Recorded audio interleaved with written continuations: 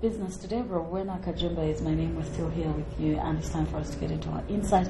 Very interesting, though. We've talked about this particular discussion every now and then, or rather had this conversation. But with me in studios are two gentlemen that are going to exhaust it for me. And of course, I'm going to throw in a couple of things. Since yesterday was Youth Day, they've allowed me to bring in that discussion as well, eventually. But with me in studios is Gashari Samuel, who is the chairperson of Wealth Creation Uganda Millers Association. You're very welcome. Thank you. Indeed. And right next to me is Semagenyi Eria, who is the vice chairperson still of Wealth Creation Uganda Millers Association. You're very welcome. Thank you. Thank you, gentlemen, for making time. I'll jump straight to one thing. We hear wealth creation so many times. Now I'm hearing wealth creation, Uganda Millers Association. What are we talking about here? Thank you, moderator. Wealth Creation Uganda Millers Association has nothing to do with Operation Wealth Creation. Okay. Wealth Creation Uganda Millers Association is an association for millers. Okay. It is simply value addition when you talk of wealth creation. Most people may not understand or appreciate that word. Now, as wealth creation, we've come in to close up the gap of creating jobs for the youth and the women. If you may recall, the milling sector has been or is lagging behind. And as an association would wish to cover those gaps of being lobbyists to the government, trying to unite all the millers within the country. We are trying to work as an umbrella body that can be really visible within the country. For instance, all homesteads have flour within their homes. And most people do not even mind where this flour comes from. And for us, our focus is to ensure that we have quality flour that meets the international or national standards. UNBS has come in to fight aflatoxins, post-harvest handling issues. In fact, if you visited our local millers, you may discover, you may not actually wish even to enjoy the flour. But as an association, we are trying to sensitize our millers, even the farmers, pre-harvest and post-harvest handling issues. And as an association, we are not that much old. We've now taken a year. And one of our strong issues is benefiting from government projects. Okay. If you may recall, last year, there was that issue of the 100 billion shillings. And of course, as a country, I'm sure they did not know which group to give that money to. Now, as Wealth Creation Uganda Millers Association, we are trying to position ourselves to be as an advocacy, or we are advocates for the milling industry. We have on board groups like the Chisenyi groups, we have the Mbale groups, we have the Natete group, we have the Bila groups. Now, the history of our association was created on the basis of benefiting from government programs like the KAIP machines. What you may not understand is that government has played its role. They've tried to come up with milling machines, and when you traverse the country, they are spread all over the country. For instance, me, I'm running a mill in Bulambuli. It is a KAIP machine. We have mills in Lango, we have mills in Acholi, we have mills in Buganda here. When you go to Buyikwe, in a place called Sisa, along that road there is a government mill. When you go to Busoga, in Kamuli, ABCD, there are those government mills. Now, we are trying also to call upon the private millers, telling them that, look, the private millers are milling in ramshackled shelters or houses. In fact, when you look at where they mill from, you may not enjoy the flour. You get worried. Now, Uganda the National Bureau of Standards is coming up with standards on how to improve on the milling sector. For them, they are coming up with a CHO mark. And if these millers are not sensitized, they may not appreciate that. When you look at the quality of our flour that we consume, last time we tried to have a study in Kenya, and we discovered that the Ugandan flour, most of the nutrients are left to the animal feed. In fact, for us, we eat more of personally I call it white chachu, because our flour does not have any nutrients within it. When you go to Kenya, their flour is a bit tasty. It has some good value, and we call upon through these talk shows and ABCD. I'm sure next time we shall request to have a visit, both looking at the Ugandan flour vis-a-vis the Kenyan flour, and also shall call in maybe experts who shall maybe guide us on the quality of the flour that we are consuming. Is it nutritious? Does it help your body? Those are the gaps that as Wealth Creation Uganda Millers Association, in short it is called also WECRUMA. Our millers also lack money to boost up their capital. They have no storage facilities. When you look at bigger companies, they are the only companies that have good storage facilities. They have dryers, silos, and ABCD. But the common person, the common miller, lacks those things because they are very, very much expensive. Now, as the advocates of millers trying to cover up that gap, we want to be a bridge between the common miller and the government, because we appreciate that government has a lot of benefits to the millers, and in each house, and should be looked at as a serious issue, because I've seen government only concentrating on coffee, forgetting the maize or the milling sector. Okay. Now, don't you organize groups like circles amongst your millers, the people you're working with, or encourage them on the saving aspect? Well, like I told you, our membership is in 3 categories: individuals, associations, smaller associations, even cooperatives. Like we've not spent that. We are just making up 1 year. We hope that, like you've said, we shall go on with the sensitization, and we've started by being on air is part of the sensitization drive. Okay. So, Eria, tell me about the post-harvest challenge. You say, well, probably this is when we see the end product being affected. Okay. Thank you, moderator. I'm called Samagani Eria, of Vice Chairman with Creation Uganda Millers Association. So the problem we are getting, many people doesn't know post-harvest handling. They don't know how to handle maize from the garden to the mills, or to where they sell their maize. So we also want to to teach those peoples in the villages not to dry that maize in non-taprins, because most of them they are drying them on soil. So we are trying to tell them, to convince them, such that they don't put their maize down there, because aflatoxin and dust sea, they come from there. So we also want to tell them, okay, we want you talk, if you're comfortable, speak whatever you're comfortable with, please. Yeah, it's okay. Talking to Ugandans.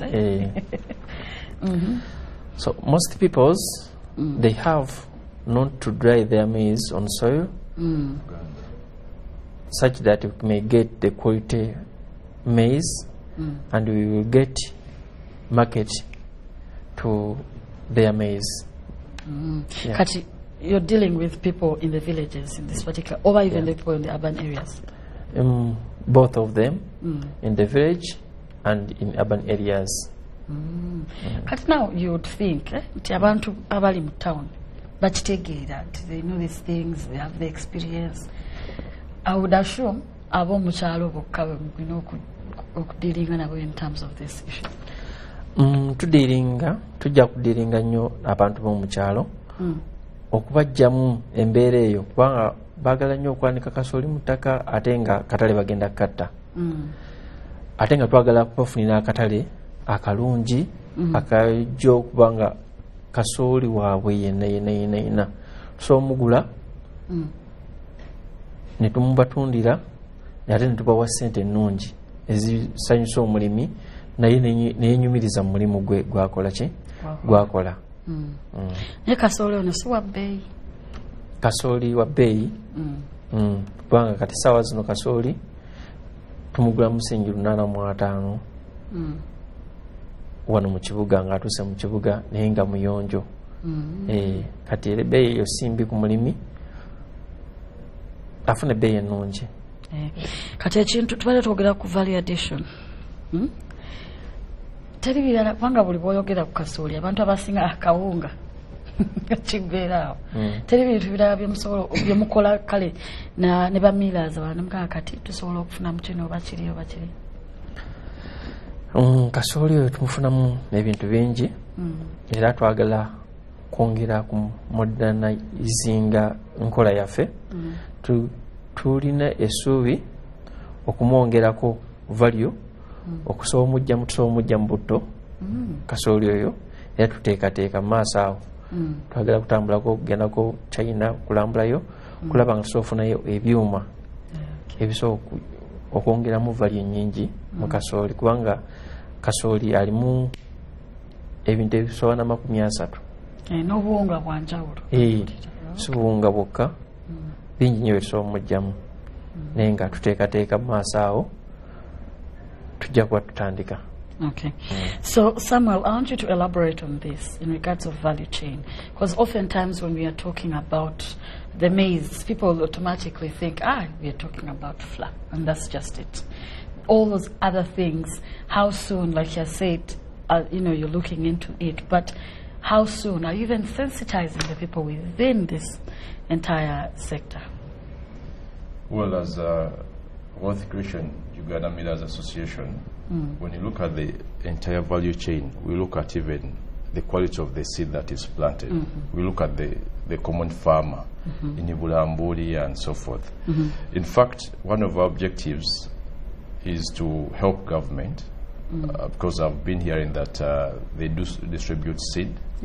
Unfortunately, the seed that is distributed to the farmers is also questionable. Now, I'm sure with the networking that we are trying to do, we shall request UNBS or the bodies that be, or the agriculture people, so that we come up with the major quality of seeds. Because when you look at this country, it is segmented in different regions. The maize that can grow in Bugisu is not the same maize that can grow in Hoima. Vis-a-vis, the maize that can grow in Acholi is not the same type that can grow in Buganda. So through our engagement with these people, we hope we shall come up with different varieties of seed that best grows in those soils of those particular areas. So as you are talking of the entire value chain, it is a bigger thing. We have the primary machines. We have the storage facilities. When I looked at the good spirit of the fathers of this country, there is there is the Ministry of Trade, a department known as Warehouse Receipt System.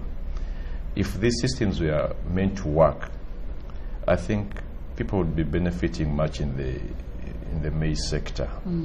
If I may walk you through how I had the warehouse receipt system should be working. Last year, you looked at, should I say, inflation, where the maize was at 200 shillings or 300 shillings. Now, if the system of the warehouse receipt system was working, it means You bring your maize, they give you a receipt, as government waits for the price to go up. Now here the farmer does not lose, or the farmer may not be discouraged from digging or planting maize the next season. So we hope that maybe through the sensitization drive, we shall encourage also the Ministry of Trade and also maybe that authority to gear up or to step up their sensitization. Because, for instance, me from Bulambuli, I'd never heard of the warehouse receipt system.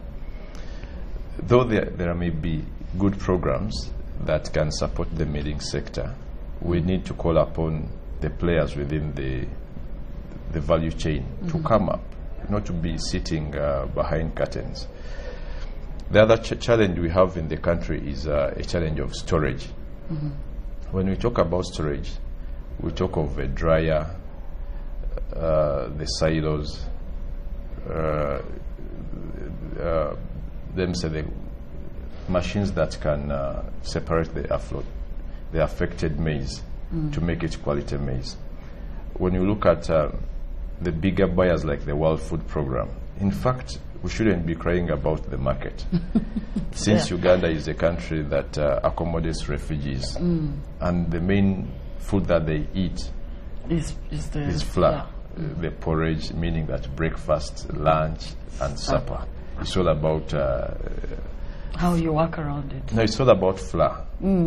So, meaning that flour should be at a higher price.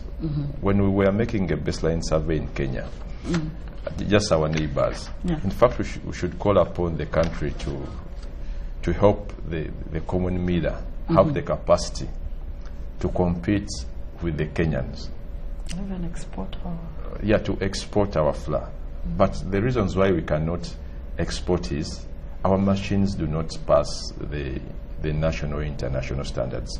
When you look at the first and the senior people or Bila within the central here, or if you go to other municipalities like Jinja, Kazimingi, first of all, the hygiene is not good. And we've been lacking people to cover up that gap, to tell them that, please, we are all millers, and if you want our income to improve, we should improve on our hygiene so that we can be able to tap on the international or the neighbors market.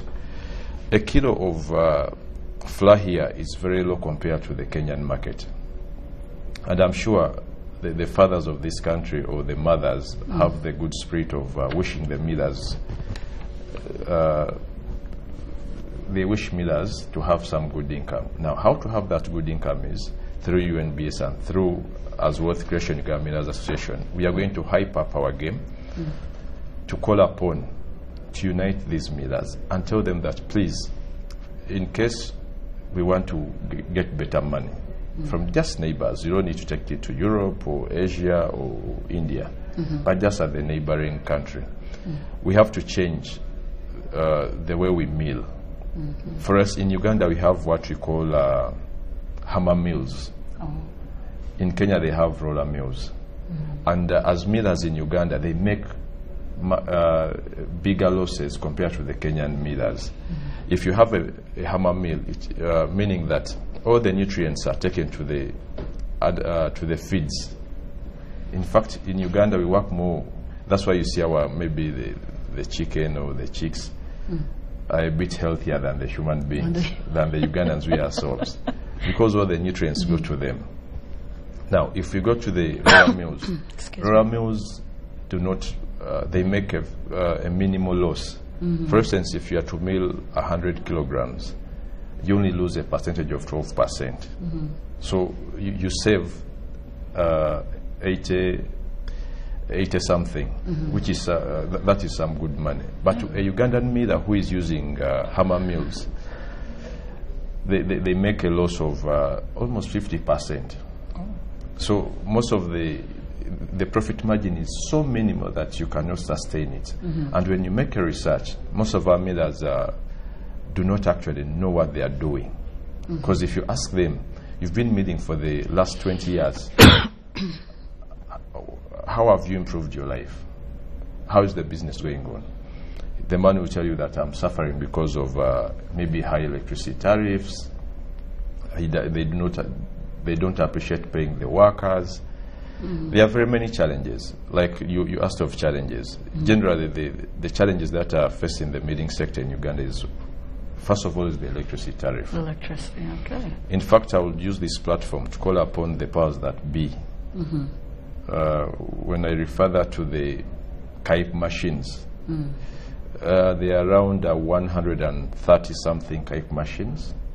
Only 66 are working. Oh dear. Reason being, the electricity tariffs are so high. Now, if government has that spirit of helping the common Ugandan in Koboko, in Chitugum, and you are making this citizen to pay the same rate like an investor in Kampala who has incentives, that is not fair. Now, through this platform, I would like to call upon still the powers that they will remember people the tariff. If government borrowed money from this African bank to put these projects, the same government should help these equipments to be running. But what we've discovered is maybe people are sabotaging government programs.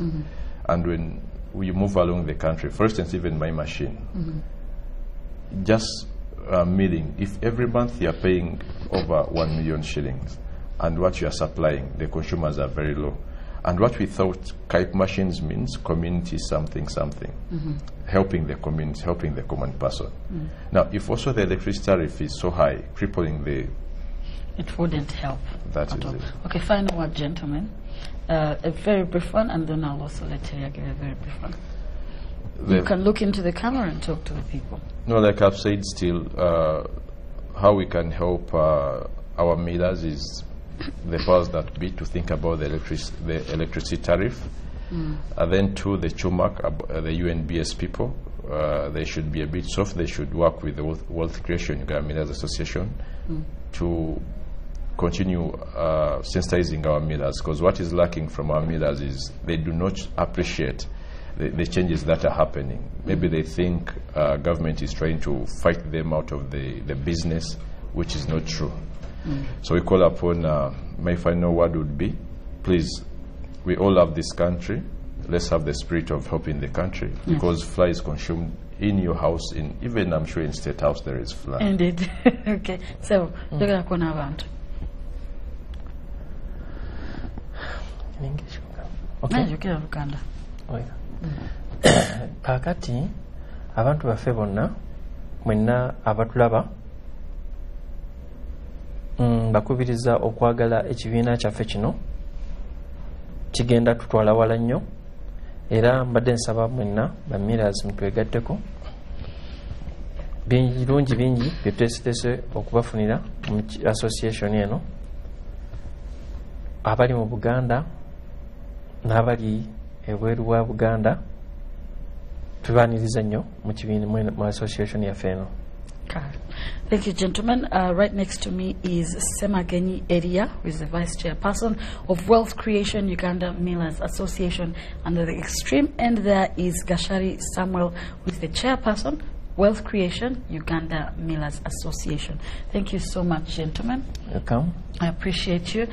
We're going in for our Sounds of Business there real quick. Don't go away.